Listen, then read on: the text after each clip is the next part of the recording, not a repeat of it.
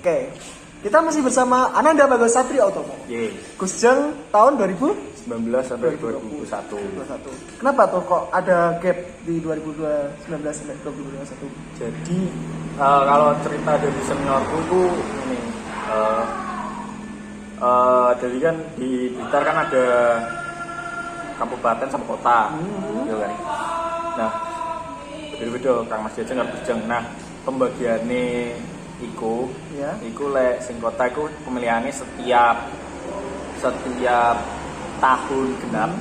Kalau sing Gusjeng kabupaten iku iki sing ganjil. Jadi dibedakne ngono. Jadi 2 tahun. 2 tahun. Oke. Maaf ya guys ya kalau di sini masih ada suara-suara sumbang atau suara-suara lainnya karena kita di kafe Ruang Tuang. Karena tema kali ini kita adalah pariwisata Blitar dengan COVID-19. Jadi ya kita di sini di ruang tuang jajab. Oke, tadi ada suara-suara yang sumbang guys. Jadi kita akan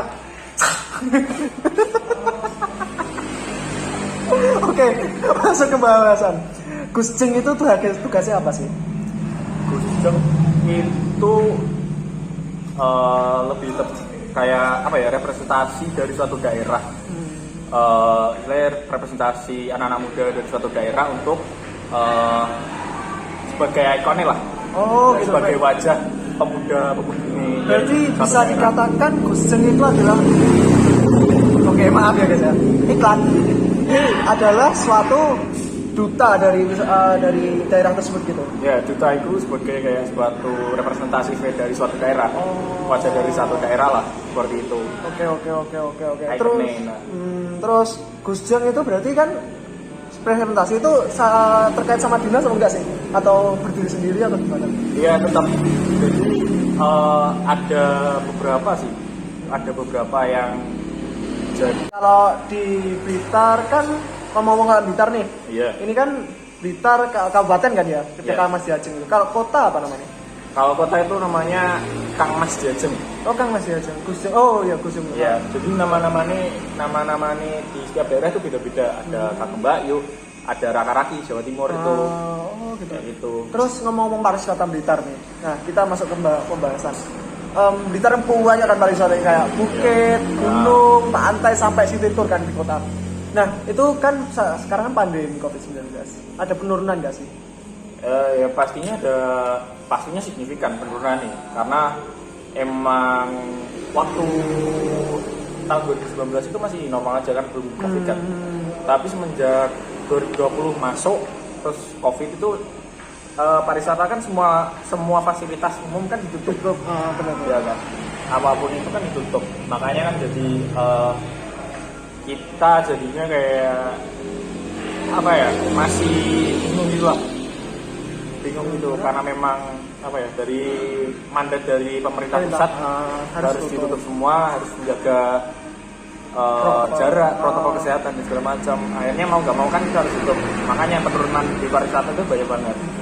Tapi cuma kita ya nggak terima pasrah dengan keadaan aja gitu. Kita juga istilahnya ngisi program lah, buat program kayak contohnya itu waktu itu kayak dinas pariwisata itu mengadakan kayak gimana caranya berpariwisata pada saat pandemi, seperti itu.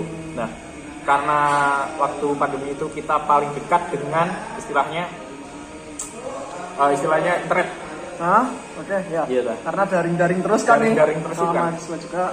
Terus daring itu. Makanya kita menyikapi itu dengan membuat semacam virtual pariwisata dan segala macam itu.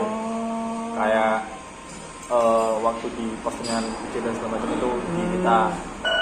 Berarti itu tugasnya Gusjeng berarti?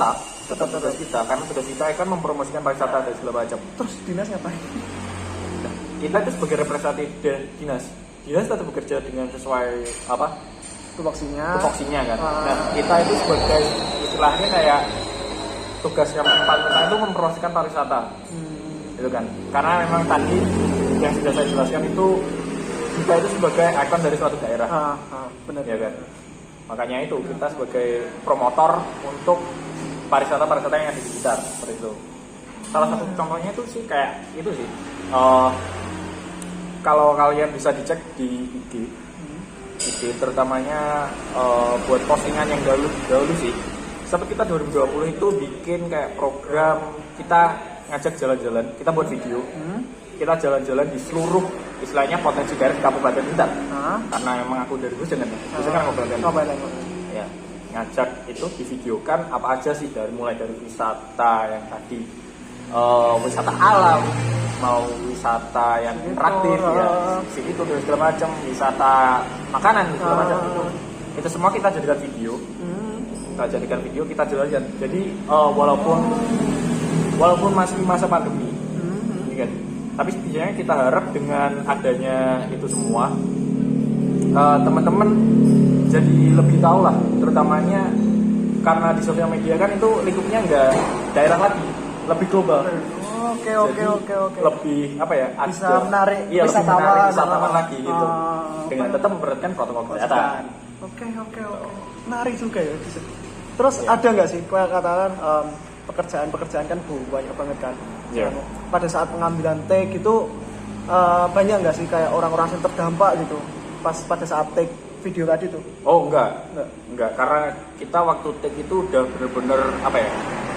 Karena juga kita mandiri dari dinas juga menyetujui pastinya protokol kesehatan udah terjamin dan segala macam, udah terjamin. Walaupun kita take bareng-bareng gitu ya, kita tetap jaga jarak dan segala macam, tetap pakai masker dan segala macam, pakai hand sanitizer karena memang kita menjaga nama baik dari Kabupaten Blitar dan kita juga sebagai representasi Blitar itu juga kan, makanya kita harus tetap stay jaga kesehatan tanpa protokol yang boleh. Terus gini. Apa lagi ya? Blitar karena kan banyak banget teman-teman. Jadi ada pantai berapa, jadi Blitar itu dipisahkan kan di selatan kan, selatan Jawa. Jadi banyak pantainya, bukit dari. Oh ya, kita itu punya pantai yang kalau untuk di Jawa Timur sih kita pantainya yang paling banyak. Paling banyak. Iya, paling banyak. Itu. Pantesan ya. Tapi gini sih, menurutku ya kurangnya dari infrastruktur Blitar, infrastruktur dari mana? Dari menuju ke pantai atau ke gunung atau ke bukit itu menurutku masih kurang sih. Oh ya jelas. Karena tapi dari pemerintah Kabupaten Blitar sendiri udah mengatasi itu dengan kita buat JLS itu. Oh iya. Proyek JLS itu. Proyek JLS itu. Nah, diharapkan dari proyek JLS itu masyarakat yang ada di luar daerah dari Blitar, dari manapun itu bisa mengakses utamanya kayak potensi-potensi pariwisata yang ada di Blitar Selatan. Kayak gitu. Okay.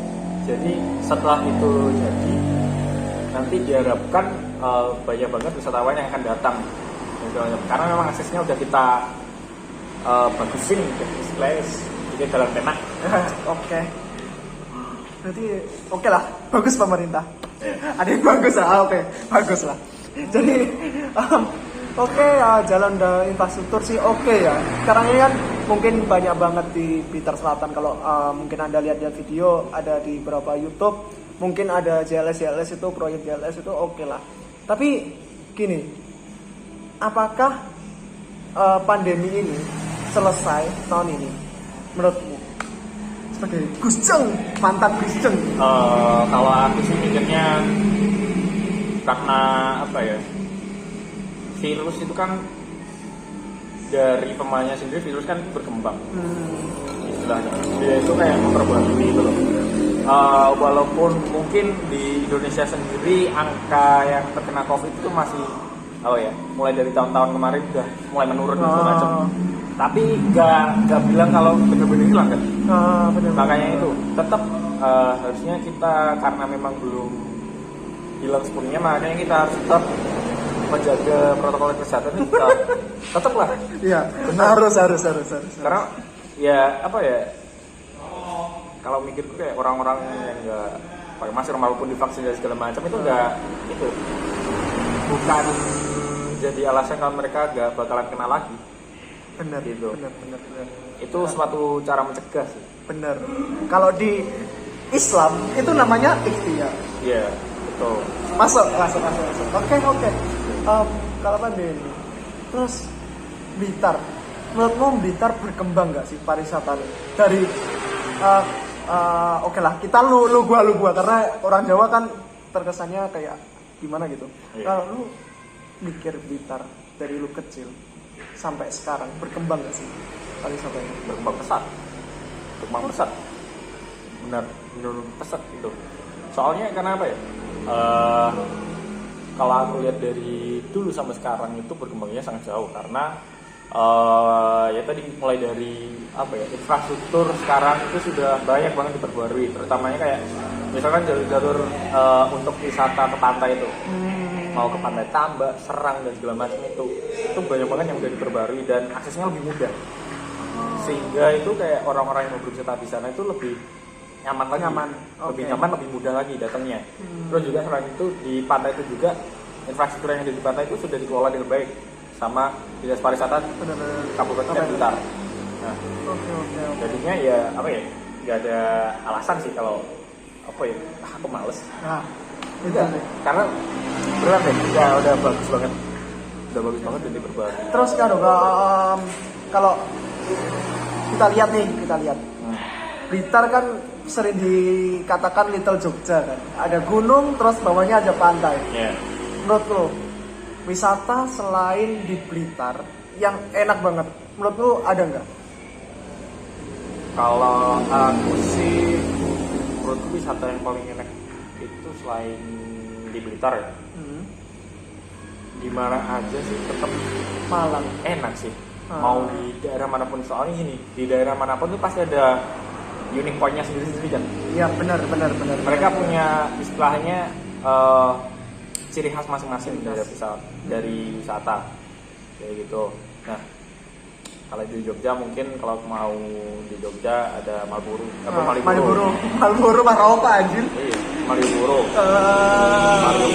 dan semacam Tugu itu. Tugu benar. Keraton itu kan mereka, jadi setiap daerah itu punya ciri khasnya masing-masing, makanya aku lebih suka explore sih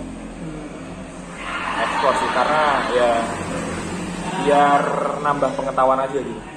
Oke.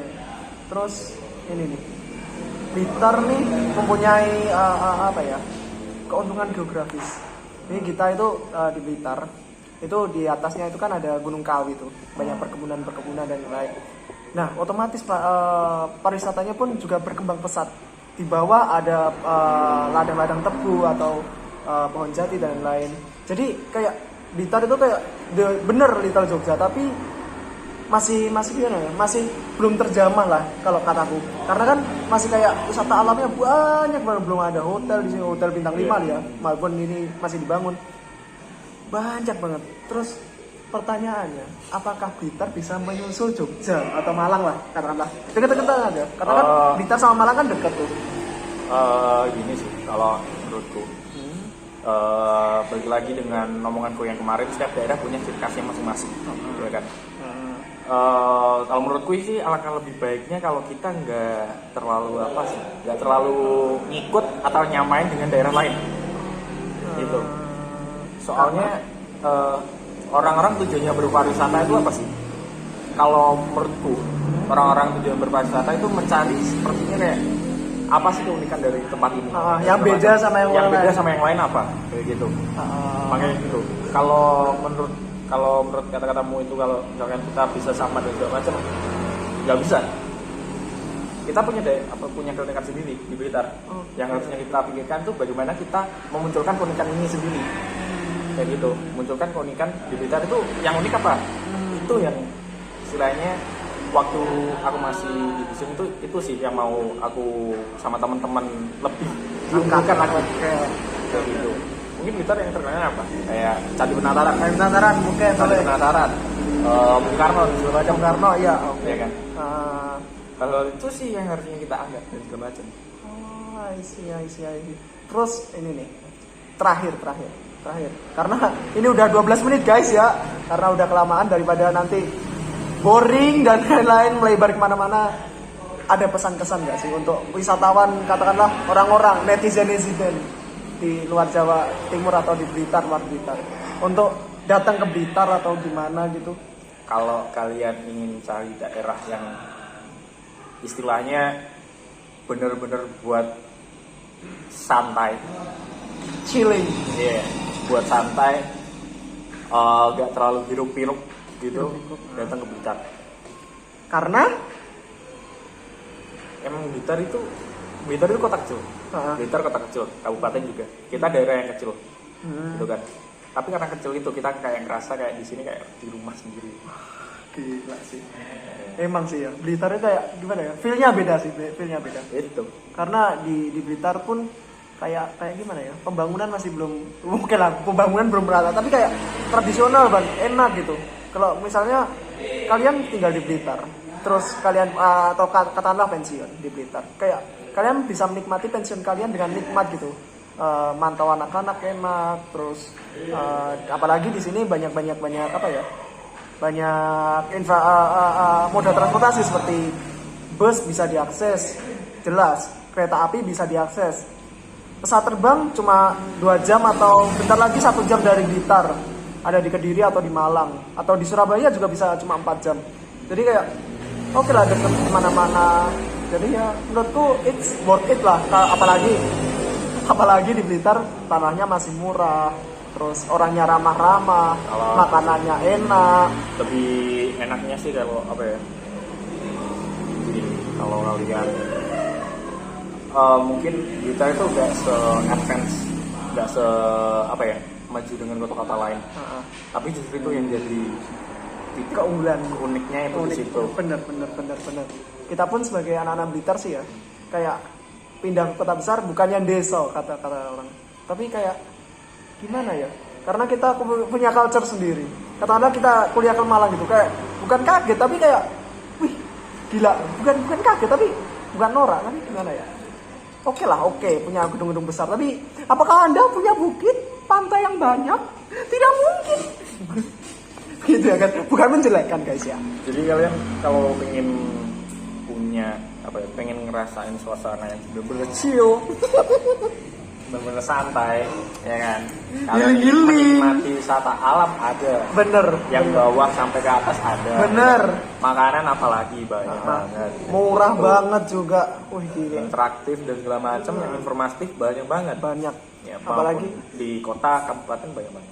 Apalagi Perpus Soekarno kan katanya terlengkap di Jawa Timur, terus di sini ada perkebunan sapi terbesar di Asia Tenggara guys, namanya Greenfield itu di Serah Kencong. Itu di baliknya ada misalnya Serah Kencong, kebun teh dan lain-lain, kebun kopi ada, apalagi sebutin aja semua ada sih.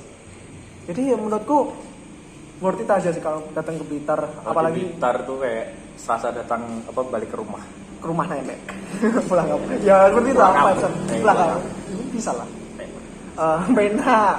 Oke, jadi menurutku sih worth it bagi teman-teman kalau mau ke mau healing atau mau apalah wisata kuliner atau wisata apapun itu interaktif, atau ke buku, baca buku di Blitar, atau ke pantai, ke bukit, mau healing kemana aja bisa, camping bisa aja.